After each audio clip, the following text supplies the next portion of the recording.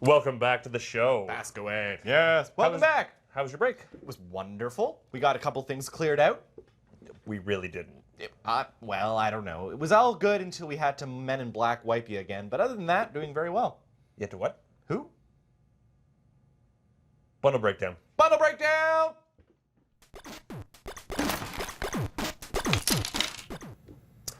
What do we got this week? So, bundle breakdown, we go through some games that we got in a bundle, obviously.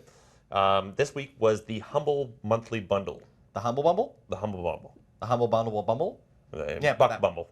There we are. Yeah. Cool. So this time, the first game on our list is Wasted. This is a project from the folks at Adult Swim. Yes, that Adult Swim. Makers of Rick and Morty. It's a procedurally generated roguelike. Now, I feel like I say it procedurally generated a lot during the bundle breakdown. Well, that is the sort of like en vogue thing to do for games at the moment. People are tired of building games that people can then get good at. They just wanted them to be constantly terrified and confused. Fair. And this game did that. I mean, you're tasked with exploring a post-apocalyptic wasteland. Now, the buildings, the coolers instead of the vaults, are procedurally generated and you have to explore them, but don't take too long. Next. Oh, okay. Rocket League is our next one. I usually don't like sports balls, but what if I told you could play kicky football spheres with cars? Do you mean soccer? Yeah, that's the one. Kicky football spheres, or footorb in Europe. But I digress. Rocket League lets you play with and jumpy net balls with cars. It's amazing. You can move at Mach speed, jump up in the air, and they are constantly updating the maps. So you like it then? Do I like it? Yeah. Do I like it? That's what I was asking you. Yeah, it's pretty good. 4 out of 5 all around. Wow, that is pretty good. It's car soccer. Honestly, what more could you honestly want? Total Annihilation Titans. Cool. So Total Annihilation Titans is the game that Total Annihilation should have been. Could have been, didn't, was, wasn't in there. What do you mean? Well, it was a Kickstarter project that came out a couple of years ago, but was recently re-released with new content and a reworked engine. So this game isn't new. Well, no, none of these games are new. But this is a game that's been released twice. Yeah. Okay, what's it about? It's a real-time strategy on multiple planets. You build an army, invade other planets, blow them up eventually. Planets. Okay, that does seem like StarCraft, and I do enjoy my StarCraft. Well, it's not exactly like StarCraft. It's got next. All right, cool. That was a 4 out of 5. Keep talking and no one explodes. Wait, we've already done this. Wait, yeah, but it came with the bundle. Okay, but we've already done this bundle. Yeah. Well, no, not the bundle, but we did the game. Yeah, it's just a really good game. Yeah, I guess. We did really badly at it when we ran it. Well, do the review anyway. Fine. Keep talking and no one explodes. It's a 2-player game wherein you and somebody else tries to disarm a bomb. You have a few chances, and every time you mess up, the timer gets faster. I like this game. It lets you figure out what you would do besides run around in a zombie apocalypse. Plus, it's made in Ottawa! So bonus for local content. We're so cool. 5 out of 5. Yeah. Next. Dungeons of the Endless is another procedurally generated roguelike game. Shocking. Yeah. 2 in a bundle. You are tasked with trying to rebuild your zone and exploring the dungeon that never ends, thus the title.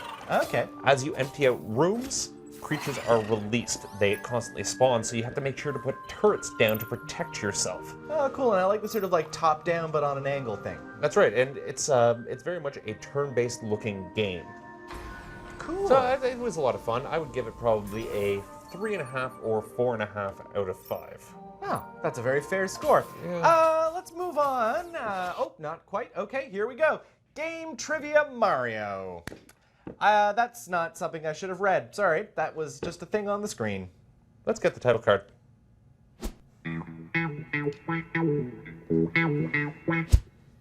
So we have a bunch of trivia about Mario here that we wanted to throw out there. You know, save the most famous for last. Oh, good. We are an educational program, as you know. Yes, we are. Mario hasn't always had his luscious locks. He was originally bald. That sounds like that would be really difficult to animate with the pixels and make it not like his nose just go into his head. But the Japanese version of this classic game, Excite Bike, featured Mario characters. Oh, so it wasn't always just nondescript person on a bike. Mario wasn't always known as Mario. His original title was Jumpman.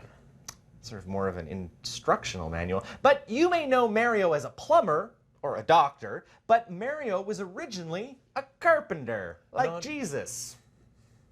I don't think Mario has anything to do with Jesus. He does rise from the ground periodically. In the early Trying to rescue a 1990s, girl in a dress. I don't know. Either way. Super Mario was more recognizable to children than Mickey Mouse. Ooh, the ghostly Boo characters in Mario 64 were based off the developers' wives. Yes, one of them.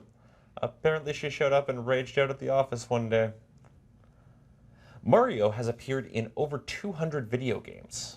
Every brick in Super Mario is actually a trapped citizen of the Mushroom Kingdom. What?